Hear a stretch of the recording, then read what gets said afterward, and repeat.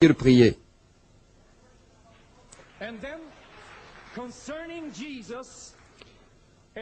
Et pour ce qui est de Jésus, à vous entendre, vous croyez en lui et vous passez votre temps à vouloir discréditer notre Jésus. Et puis vous essayez de donner de l'importance à quelqu'un d'autre que vous appelez Jésus-Christ. Alors, nous qui connaissons la Bible, nous savons, nous devons être vigilants en ces jours, parce que vous avez dit que nous attendons le retour de Jésus depuis 2000 ans. Et je vais vous le dire, ce Jésus dont vous parlez et que vous voulez mettre en avant, celui-là n'est pas notre Jésus. La Bible parle d'une image à la fin des temps qui viendra et se proclamera lui-même Christ Messie.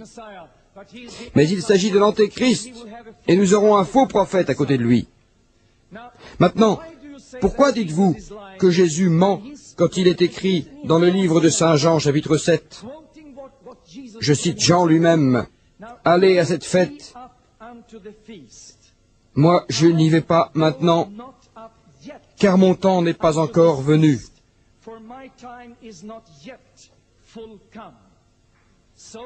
Alors écoutez, Jésus leur dit d'y aller, qu'il n'est pas encore prêt, parce qu'il reste et prie pour préparer son esprit pour son arrivée à Jérusalem.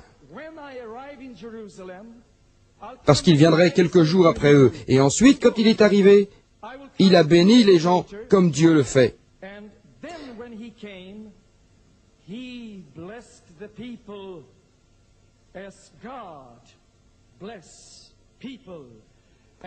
Et n'allez pas dire que mon Jésus dit des mensonges. Il ne ment pas.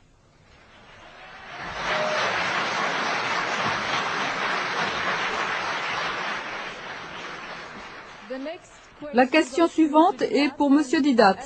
Comme vous pouvez le réaliser, le temps qui nous est imparti passe très vite. Aussi, je vous suggère, pour votre bien, d'être aussi précis et concis que possible dans vos questions et les intervenants respecteront d'autant mieux le temps imparti. Merci.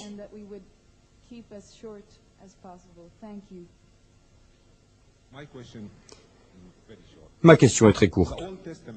Dans l'Ancien Testament, on nous enseigne œil pour œil, dent pour dent. En revanche,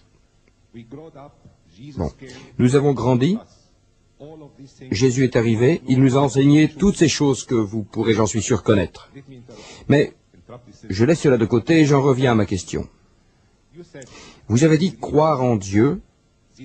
Ce Dieu a une personnalité, il connaît le passé, le présent et le futur. Son esprit est immuable. Vous êtes d'accord avec ça? Je continue. Jésus est arrivé. Et je suis pratiquement sûr que tout ce qui est dit là, vous pouvez le trouver dans n'importe quel de ces livres, et même dans le Coran. Jésus est venu et nous a enseigné que si quelqu'un vient vous gifler sur la joue droite, vous lui tendez l'autre joue. Pas de violence, mais de l'amour.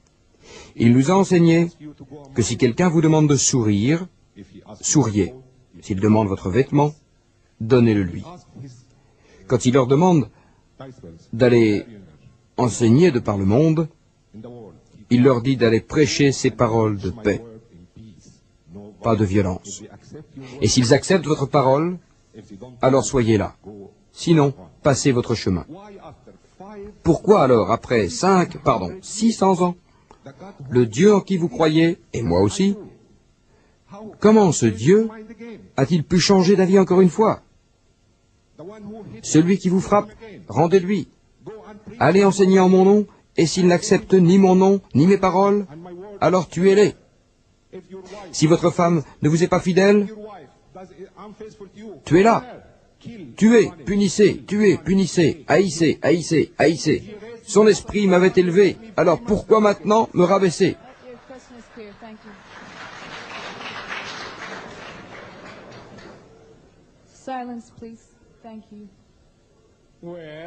Bien, voilà quelque chose de plus bouillant. Le frère a dit que l'islam rapporte que l'enseignement de Jésus est de tendre l'autre joue.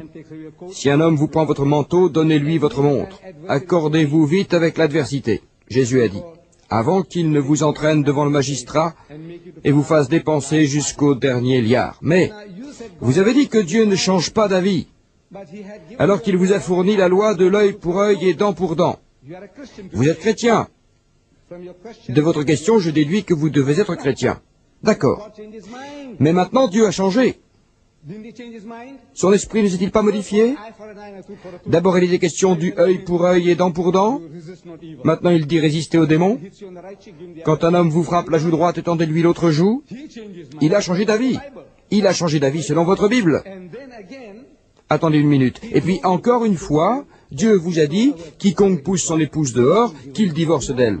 Mais Jésus dit, je vous le dis, quiconque rejette sa femme en dehors des raisons de fornication, la pousse à l'adultère, et quiconque a commis l'adultère, il change encore d'avis. Et il change tout le temps d'avis. Alors que vous avez dit que l'Esprit de Dieu est immuable. Vous devez donc en tenir compte, ou bien c'est le pasteur qui le fera, pas en ce qui me concerne. Quand vous argumentez contre le Coran, que le Coran dit que si on n'accepte pas l'islam, la tête doit être tranchée, on soit tué, voilà le Coran, et vous n'avez que 10 minutes pour trouver un verset, nous le montrer et le lire aux gens.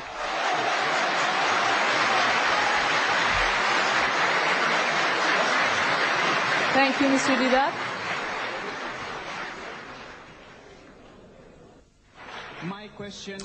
Ma question est celle-ci.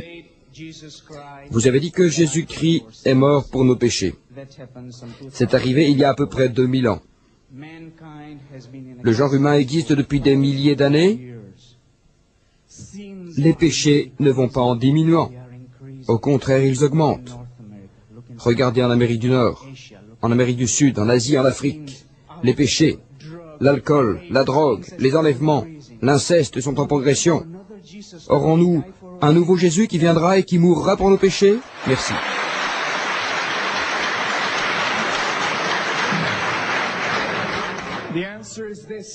La réponse est celle-ci. La réponse est celle-ci. Quand la Bible explique le combat entre Dieu et le démon, entre le bien et le mal, la Bible dit que Dieu a un plan pour sauver et guérir, mais c'est un combat difficile, même pour Dieu, parce que le genre humain tourne le dos à Dieu, jour après jour. Maintenant, que fit Jésus quand il est mort sur la croix? Il nous a donné à tous et à toutes la chance de recevoir le pardon si nous nous repentons. Mais la réelle victoire sur le mal et sur le démon n'est pas encore perceptible. Et la Bible dit, je ne sais pas, je ne comprends pas pourquoi cela prend autant de temps, mais la Bible dit du diable qu'il a une personnalité non négligeable et que ses pouvoirs sont de plus en plus grands parce que beaucoup se détournent de Dieu. Nous n'avons pas besoin d'un nouveau Jésus pour nos péchés et nos fautes. Il y a le pardon à chaque instant où nous nous repentons. Et la Bible ajoute que très bientôt, Jésus reviendra couronné de gloire, pas pour mourir à nouveau, mais dans toute sa puissance pour la manifester